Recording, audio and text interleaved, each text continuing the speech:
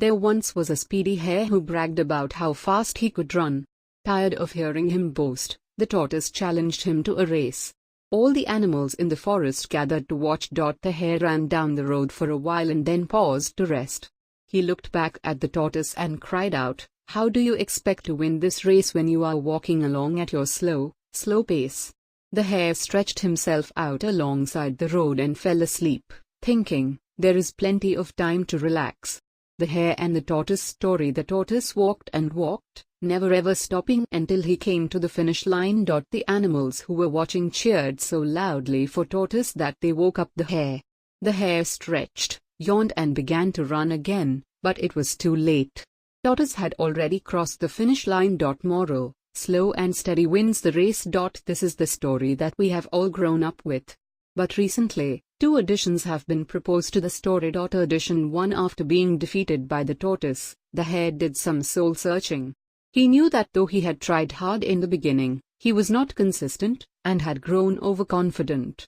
He was determined to undo his mistakes, and invited Tortoise for another race.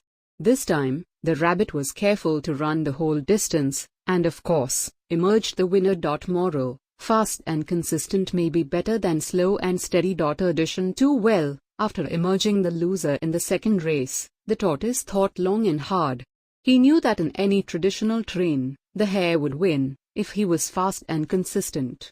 Therefore, he thought of a non-traditional terrain for the race. Then he invited the rabbit for another race. This time the rabbit laughed out loud, thinking that the tortoise was out of his head. But the tortoise insisted that there should be another race and the terrain would be decided by the tortoise. The rabbit agreed to the idea. The race began. The rabbit was leading in front, with the tortoise far back trundling along. Around halfway through the race, they came across a river. The rabbit halted on the bank of the river, wondering how to cross the river.